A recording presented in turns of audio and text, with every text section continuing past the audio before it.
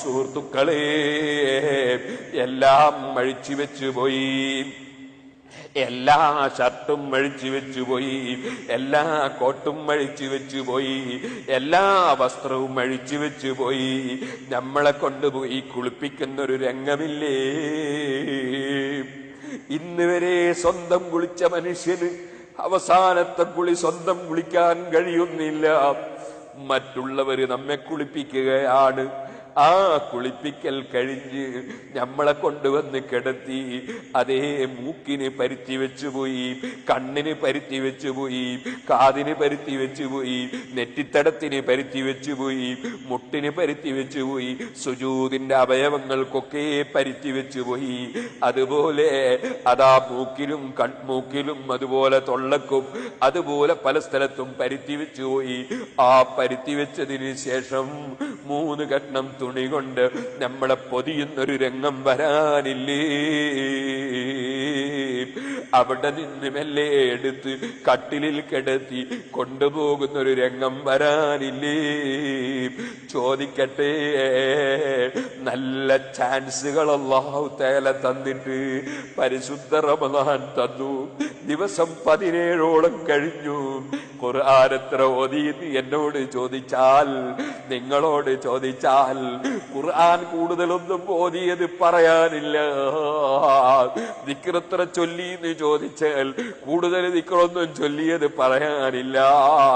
എത്ര നീ ധർമ്മം ചെയ്തു എന്ന് ചോദിച്ചാൽ കൂടുതൽ ധർമ്മം ചെയ്തത് പറയാനില്ല. ഞാൻ ചോദിക്കട്ടെ, ഇത്ര നല്ലൊരു ചാൻസ് ഇനി നമ്മളെ ജീവിതത്തിൽ കിട്ടുപോയില്ലേ എന്നാർക്ക് പറയാൻ കഴിയും? പടച്ച റബ്ബേ, ഈ റമദാൻ കൊണ്ട് ഞങ്ങളെ ജീവിതം നീ അവസാനിപ്പിക്കരുത് അല്ലാ. ഒരുപാട് റമദാനുകളെ സ്വീകരിക്കാൻ അവസരം തരണേ അല്ലാ. യാത്രയേക്കാൻ അവസരം തരണേ അല്ലാ. റമദാനിന്റെ തുടക്കത്തിൽ നമ്മുടെ കൂടെയുള്ള സഅദി എവിടെ? നമ്മുടെ കൂടെയുള്ള അബൂബക്കർ ഹാരി എവിടെ? നമ്മുടെ കൂടെയുള്ള സ്ത്രീകളും പുരുഷന്മാരും പലരും എവിടെ? അവരൊക്കെയും നീങ്ങിപ്പോയി. അവരെ സമയം വന്നപ്പോ നമ്മളെ സമയം നമുക്കറിഞ്ഞുകൂടാ. വിളിക്കുമ്പോൾ പോകലല്ലാതെ നിർവാഹമില്ല.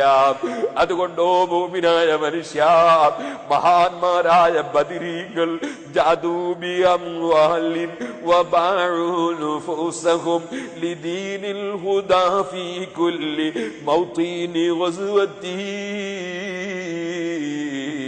ശരീരവും സമ്പത്തും സമർപ്പിച്ചുകൊണ്ട് അവര് സ്വർഗം നേടി. അവരതിന് അവരുടെ പണം നന്നായി ചെലവഴിച്ചു, അവരുടെ ശരീരം നന്നായി അവരതിന് ചെലവഴിച്ചു. അവർ കൃത്യമായി നിസ്കരിച്ചു. ഒരു നിസ്കാരവും അവരുടെ ജീവിതത്തിൽ അവർ ഖളാക്കിയിട്ടില്ല. അതേ, ഒരു സുന്നത്തും അവർ കൈയൊഴിക്കാൻ പോയിട്ടില്ല. ഒരു ഹറാമും ചെയ്യാൻ അവർ തുനിഞ്ഞിട്ടില്ല. ആ നിലക്ക് അവരുടെ ജീവിതം സംശുദ്ധമാക്കി ജീവിച്ചു.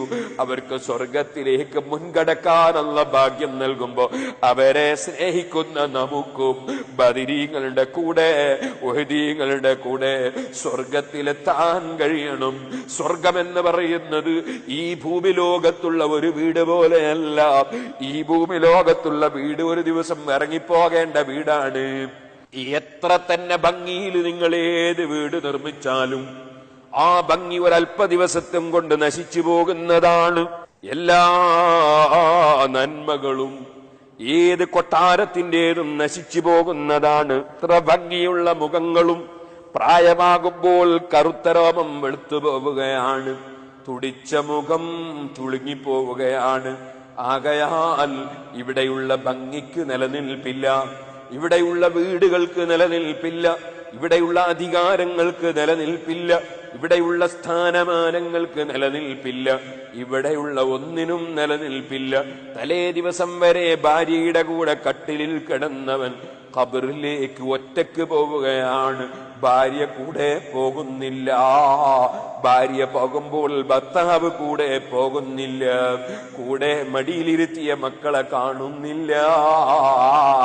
രാവിലെ വന്ന് മക്കളെ ചുംബിച്ചു വിട്ട ബാപ്പ വൈകുന്നേരം മരിച്ചു കഴിഞ്ഞപ്പോ ആ ചെറിയ മക്കൾ ബാപ്പയുടെ മയ്യത്തിന്റെ സമീപത്ത് വരുമ്പോ ചില ആളുകൾ പിടിച്ചു മാറ്റുകയാണ്. മയ്യത്ത് കണ്ട് പേടിച്ചു പോകുമെന്ന് പറയുകയാണ്. നമ്മളെ മക്കൾക്ക് നമ്മളെ മുഖമൊന്ന് കാണാൻ അവകാശം തടസ്സമില്ലേ? അങ്ങനെയുള്ളൊരു സാഹചര്യം വന്നുപോയി. പക്ഷേ ചെറിയ മക്കൾക്ക്, അല്ലാത്ത മക്കൾക്ക് ബാപ്പയെ കാണുന്നതിന് തടസ്സം ചെയ്യേണ്ടതില്ല. മയ്യിത്ത് കാണൽ പ്രത്യേകം സുന്നത്തൊന്നുമില്ല, മയ്യിത്ത് നോക്കൽ പ്രത്യേകം സുന്നത്തൊന്നുമില്ല. അതുകൊണ്ട് അതിനു വേണ്ടി ആരും തിരക്ക് കൂട്ടേണ്ടതുമില്ല. ഒരു ആക്സിഡന്റായി മരിച്ച മയ്യിത്ത് നാട്ടിൽ കൊണ്ടുവന്നാൽ, അല്ലെങ്കിൽ മെഡിക്കൽ കോളേജിൽ നിന്ന് കൊണ്ടുവന്നാൽ, ഒരു മിനിറ്റെങ്കിലും മുമ്പേ മറമാടണമെന്ന് കുടുംബവും അതുപോലെ ആ മയ്യിത്ത് കൈകാര്യം ചെയ്യുന്നവരും ചിന്തിക്കുമ്പോ, മരിച്ച വീട്ടിൽ വെച്ച് മസിൽ പിടിക്കുന്ന ചില മനുഷ്യന്മാരുണ്ട്. ഒന്ന് കാണിക്കാതെ വിടൂല എന്ന് പറയുന്നവരുണ്ട്. വിവരക്കേടാണ് കേട്ടോ. മയ്യിത്ത് പ്രത്യേകം നോക്കൽ സുന്നത്തില്ല.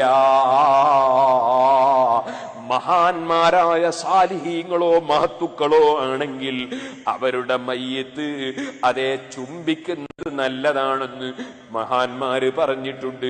പക്ഷേ അതിനും ഇന്നത്തെ കാലത്ത് അനുവദിച്ചു കൊടുത്താൽ ജനങ്ങൾ വന്ന് പൊതിഞ്ഞ് പിന്നെ ആ മയ്യിത്തിന് കിടക്കാൻ തന്നെ കഴിയൂല. അതുകൊണ്ട് അതിനും അനുമതി കൊടുത്തുകൂടാത്തൊരു യുഗമാണിത്. ഇരിക്കട്ടെ, ഞാൻ പറഞ്ഞു വന്നത്, സാലിഹീങ്ങളെ മുഖത്ത് നോക്കുന്നതിന് ജീവിതകാലത്തും പുണ്യമുണ്ട്, മഹാന്മാരെ മുഖത്ത് നോക്കുന്നതിന് ജീവിതകാലത്തും പുണ്യമുണ്ട്. മഹാന്മാരായ ആളുകളെ മയ്യിത്ത്, ആ മയ്യിത്ത് ചുംബിക്കുന്നതിന് തെറ്റില്ല. നബി സല്ലല്ലാഹു അലൈഹി വസല്ലം തങ്ങൾ ഉസ്മാൻ ഇബ്നു മദ്ഊൻ റളിയല്ലാഹു അൻഹുവിന്റെ മയ്യിത്ത് ചുംബിച്ചതായി ഹദീസിലുണ്ട്. അതാണ്